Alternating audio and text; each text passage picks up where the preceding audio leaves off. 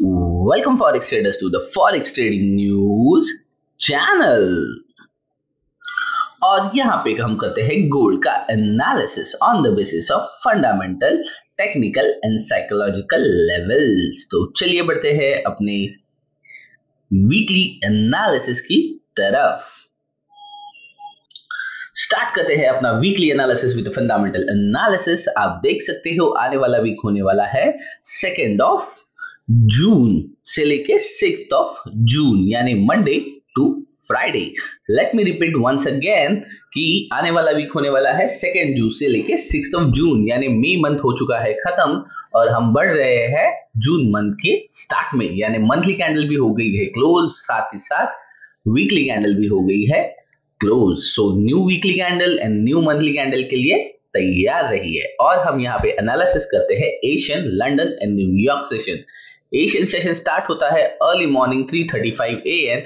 वो खत्म होते होते ही लंदन सेशन स्टार्ट हो जाता है 11:30 AM और लंदन सेशन खत्म होने से पहले न्यूयॉर्क सेशन स्टार्ट हो जाता है 6 o'clock around in the evening Indian standard time के हिसाब से। और हम कैलेंडर इवेंट देखते हैं मेटल माइन की वेबसाइट से।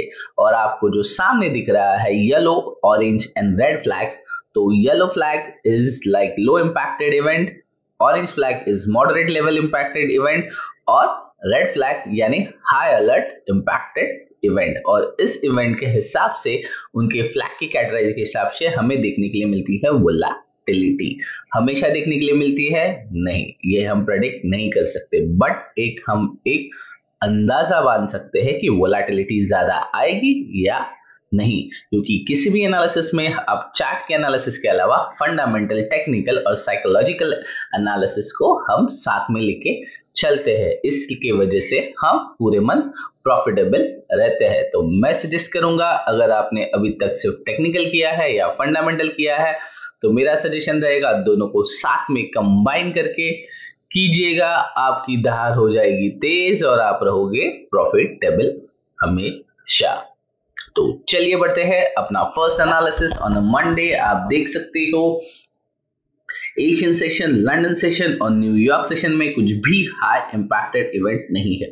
न्यूयॉर्क सेशन की बात करूं तो almost 10:30 PM Fed chair Powell की स्पीच है। याद रखिए दोस्तों, जब भी Powell is the chairman of Fed Reserve central bank. So जब भी इनकी स्पीच होती है हमें एक अच्छी खासी वोलेटिलिटी देखने के लिए मिलती है। सो मैं सजेस्ट करूंगा Monday evening 10:30 PM, just careful around एक न्यू कैंडल भी फॉर्म होगी 1 आवर के टाइम फ्रेम पे। So just careful in the evening, last evening late night 10:30 session. Tuesday की बात करें जून 3, आप देख सकते हो एशियन, लंदन सेशन में कोई भी हाई इंपैक्टेड न्यूज नहीं है, but 7:30 PM US job openings है। डेफिनेटली जॉब ओपनिंग्स की न्यूज आएंगी तो हमें अच्छी खासी एक वोलेटिलिटी देखने के लिए मिलेगी। यानी हमें मंडे लेट नाइट 10:30 सेशन और ट्यूसडे इवनिंग 7:30 एक अच्छी खासी वोलेटिलिटी देखने के लिए मिलेगी on the fundamental sides on a chart. Wednesday है जून 4, 2025। आप देख सकते हो एशियन सेशन, लंदन सेशन में कोई भी हाई इंपैक्टेड इवेंट्स नहीं है, but London session, New York session start होने से पहले 5:45 AM एक normal moderate level impacted news है, US ADP non farm employment चीज। तो डेफिनेटली इसकी भी हमें इस दौरान अच्छी खासी वोलेटिलिटी देखने के लिए मिलेगी। 7:15 कनाडा का BOC rate statement, Canada overnight rate और 7:30 PM US ISM service PMI की न्यूज आएगी तो डेफिनेटली यहाँ पे वोलेटिलिटी देखने मिलेगी। तो आने वाले वीक में हमें कॉशन रहना है। Wednesday in the New York session आपको एक अच्छी खासी वोलेटिलिटी देखने के लिए मिलेगी। थर्सडे जून 5, एशियन, लंदन सेशन में कोई भी हाई इंपैक्टेड इवेंट्स नहीं है, बट न्यूयॉर्क सेशन स्टार्ट होने से पहले यूरोप में मेन रिफाइनेंसिंग रेट और मॉनेटरी पॉलिसी स्टेटमेंट्स आने वाले, जो कि एक मॉडरेट लेवल इवेंट्स है। तो डेफिनेटली यहाँ वोलेटिलिटी शुरू हो जाएगी। आप देख सकते हो 6 o'clock यूएस अनएम्प्लॉयमेंट क्लेम्स एक मॉडरेट लेवल इंपैक्टेड इवेंट है। उसके बाद 6:15 ECB यानी यूरोप के अंदर प्रेस कॉन्फ्रेंस है, तो डेफिनेटली यहाँ पे एक अच्छी वोलाटिलिटी यानी वेडनेसडे एंड थर्सडे हमें न्यूयॉर्क सेशन के अंदर एक अच्छी खासी वोलाटिलिटी न्यूयॉर्क सेशन स्टार्ट होने से पहले और न्यूयॉर्क सेशन में एक अच्छी खासी वोलाटिलिटी देखने के लिए मिलेगी। तो आ जाते हैं last day of the week, Friday June 6th, Asian London, but नहीं, not in the list in New York session. Moderate level starting में ही 6 o'clock कनाडा का एम्प्लॉयमेंट चेंज, उसके बाद यूएस अनएम्प्लॉयमेंट रेट, इसके साथ ही साथ US average hourly earning, US non farming employment change, US unemployment rate, इतने सारे event on a Friday. Definitely ये आपका अकाउंट फ्राई कर सकता है। तो that was June 6, 2025 in the evening. New York session में आपको बहुत कॉशन रहने की जरूरत है। तो ओवरऑल बड़े बड़े न्यूज़ के अंदर, इवेंट्स के अंदर, वेडनेसडे, थर्सडे एंड फ्राइडे आने वाले वीक के अंदर न्यूयॉर्क सेशन के अंदर हमें कॉशन रहने की जरूरत है, बिकॉज हमें अच्छी खासी वोलेटिलिटी देखने के लिए मिल सकती है। तो ये हो गया फंडामेंटल एनालिसिस। चलते हैं, बढ़ते हैं अपने most favourite and lovable part, technical analysis की तरफ। टेक्निकल एनालिसिस के लिए हम आ गए हैं ट्रेडिंग व्यू के पैनल पे। ये रहा गोल्ड का चार्ट, आप देख सकते हो ये वीक में हाई क्रिएट हुआ है 3356.995 यानी ऑलमोस्ट 3357, और लो क्रिएट हुआ है 3245.560। और अगर आपको दिख रहा होगा हमारे सपोर्ट जोन से मार्केट ने एक अच्छा खासा बाउंस दिखाया है। ये हो गया मेजर टाइम फ्रेम वीक के चार्ट की न्यूज। वीक के चार्ट पे हमें ये दिखाई पड़ रहा है, बट आप देखोगे वीक के अंदर भी तो हमें एक अच्छा खासा लोअर लो अभी तक नहीं मिला है। तो फिलहाल के लिए market in weekly session week के हिसाब से मुझे दिखाई दे रहा है कि मार्केट एक बुलिश सेंटिमेंट दिखा रहा है, बट सपोर्ट से सपोर्ट लिया है। बट एक अगर वीकली सेशन देखो आप, यानी जहां पे क्लोजिंग हुई है, इस हिसाब से मार्केट एक वीकर जोन यानी 3300 के नीचे फिलहाल के लिए है।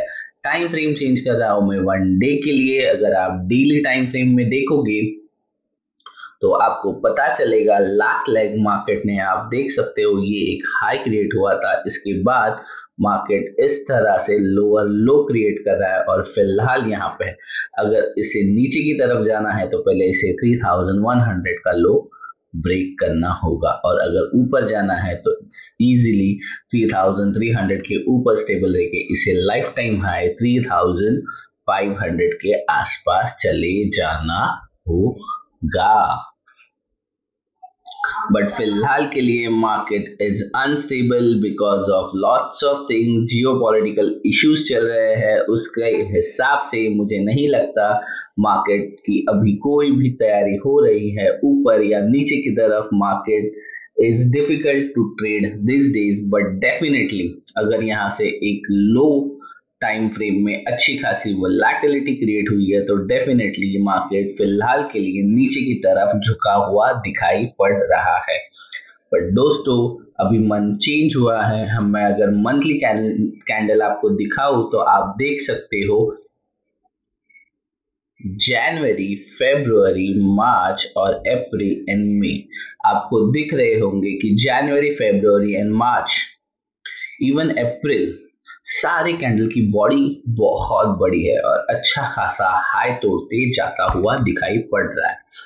बट अप्रैल और मई की कैंडल अगर आप ठीक से देखोगे तो दोनों मंथ्स के अंदर जो मई की कैंडल है ये पूरी तरह दोनों कैंडल यानी अप्रैल के कैंडल के अंदर ही बनी हुई है। तो यहाँ से शायद मार्केट अपना ट्रेंड चेंज करने की कोशिश करेगा और नीचे की तरफ जाता हुआ यानी थोड़ा बहुत तो रेजिस्टेंस लेके एक आधी रेड कैंडल बनाने की कोशिश करेगा इन जून। तो अगर इसे तोड़ के निकलना है तो पहले 3400 के ऊपर निकलना होगा। अगर इसे नीचे की तरफ जाना है तो बेटर इसे 3100 को ब्रेक करना होगा। ये हो गया मंथली टाइम फ्रेम की बात। डेली टाइम फ्रेम के अंदर मैंने आपको दिखा दिया जो लास्ट लेग मुझे मिला है, यानी आप देख सकते हो ये एक लेग बना हुआ है।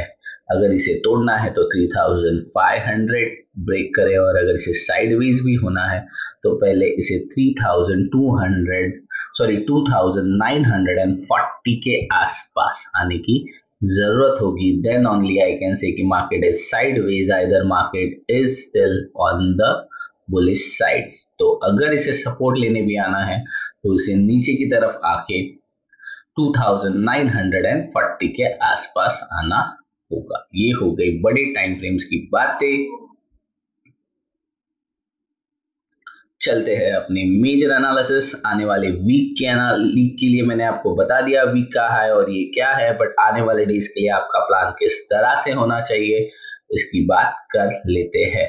अगर आप लास्टली देखो तो मार्केट वाज 3500, यानी अपने लाइफ टाइम 3400 500 से मार्केट एक रिजेक्शन पॉइंट से नीचे आने की कोशिश कर रहा था। अचानक से मार्केट ने ट्रेंड चेंज किया from the mid of the May. आप देख सकते हो कि market has started creating again higher high, और अभी फिलहाल के लिए मार्केट जहां पे फंसा हुआ है ये एक जोन है जहां पे मार्केट एक लोअर लो क्रिएट करता जा रहा है। बट अगर मैं एकदम क्लियरली आपको दिखाऊं कि लास्ट अगर यहाँ पे जिस तरह से जोन्स क्रिएट किए हैं मार्केट ने, let me show you once again कि ये एक सपोर्ट जोन था जो आप देख सकते हो 3250 से लेके 3206 के बीच में है। मार्केट ने इस एक बार यहाँ से एक अच्छा खासा सपोर्ट दिया है, बट डेफिनेटली अगर दोबारा यहाँ पे टच करने के लिए आएगा तो मार्केट इस सपोर्ट जोन को ब्रेक करके नीचे जाने की कोशिश, यानी 3200 के नीचे जाएगा फॉर श्योर। सो हमें फिलहाल के लिए यहाँ पे देखना है कि मार्केट 3250 के आसपास आता है या मार्केट 3300 को सस्टेन करता है, वो देखना बहुत इंपॉर्टेंट होगा। और अगर मैं एग्जैक्ट लेवल्स की बात करूं तो फिलहाल के लिए first, second and third, this is the exact price action के हिसाब से मार्केट चल रहा है। और यहाँ से एक जोन बनता है जो कि है अराउंड 3250 से लेके 3150। इस जोन में मार्केट सपोर्ट लेके ऊपर जाना चाहिए, बट यहाँ से ऑलरेडी एक बार सपोर्ट ले चुका है। तो अगर दोबारा आता है और यहाँ से बाउंस बैक नहीं करता है देन डेफिनेटली हम देख सकते हैं मार्केट 3200 क्या 3100 को भी ब्रेक करके 3100 की तरफ, यानी 3000 की तरफ जाता हुआ हमें दिखाई दे सकता है।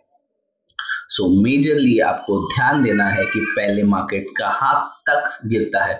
देखो एक सिंपल सी बात है, market is design to rise, तो मार्केट करेक्शन भी देगा तो अच्छी बात है, हमें अच्छे लेवल्स पे बाइंग मिलेगी जहां से हम बाइंग के लिए जा सकते हैं। आने वाले वीक की मैं बात करूंगा तो आप देख सकते हो कि फिलहाल मार्केट ने 1, 2 एंड 3 एक अच्छा खासा जोन क्रिएट किया है और यहाँ से मार्केट रिजेक्शन जोन में है। आप देख सकते हो, तो अगर ये रिजेक्शन है तो इसे पहले ये इस लो को कॉम्प्रोमाइज करना होगा, और अगर मार्केट 3251 को कॉम्प्रोमाइज कर देता है तो डेफिनेटली मार्केट 3200 पे चला जाएगा। So let's wait and watch. मैं डेली एनालिसिस में भी वीडियो लाता हूँ, आप वहां पे भी देख सकते हो मेरा एनालिसिस कितना एक्यूरेट रहता है, मेरे दिए लेवल्स पे मार्केट किस तरह से बाउंस बैक या परफॉर्म करता है। तो आने वाले दिनों में ही पता चलेगा मार्केट 3300 के ऊपर रहेगा या मार्केट दोबारा 3000 की तरफ जाने की कोशिश करेगा। So overall that's it from my side. Thanks for watching Forex Trading News channel.